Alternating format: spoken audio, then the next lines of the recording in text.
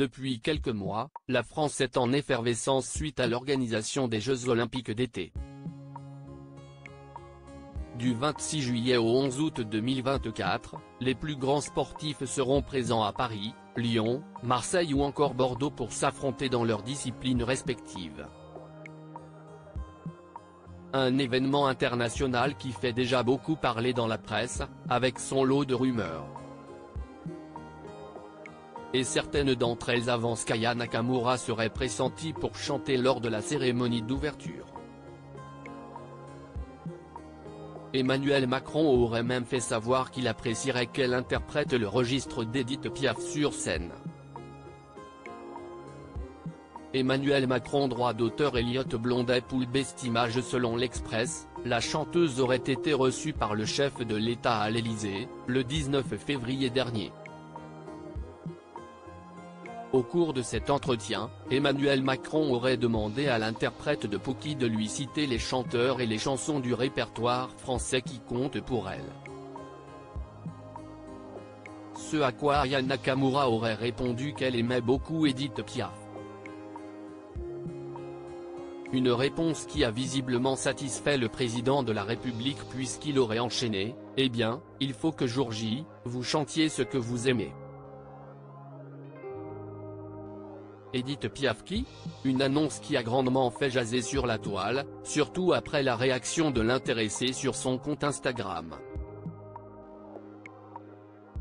Ce samedi 2 mars 2024, Aya Nakamura a posté une vidéo d'elle au défilé Schiaparelli, lors de la Fashion Week, à Paris.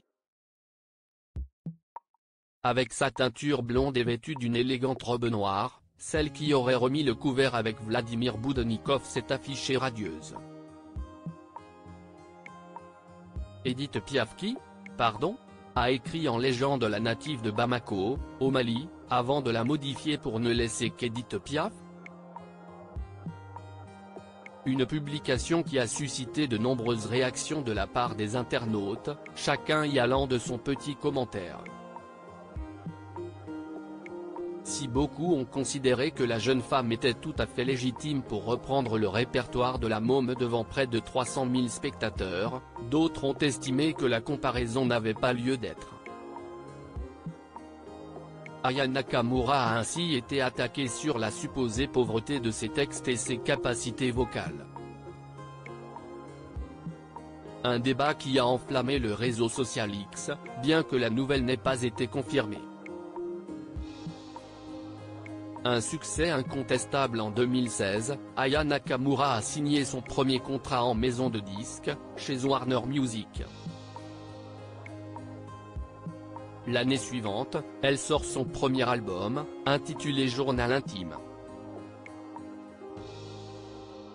L'album est certifié disque d'or, mais ce n'est qu'en 2018 que l'artiste connaîtra le succès avec son titre Dja.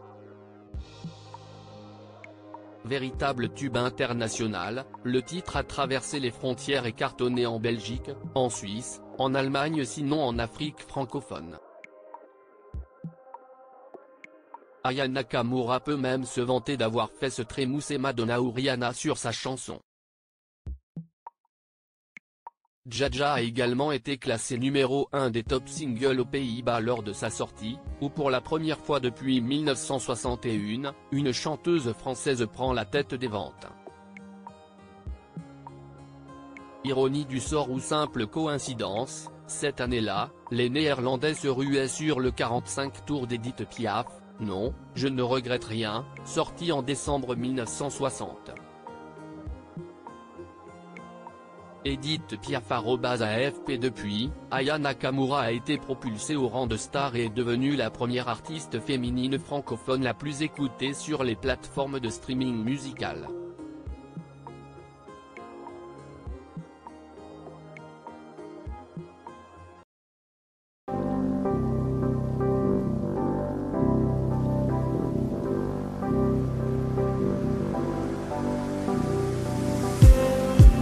Just need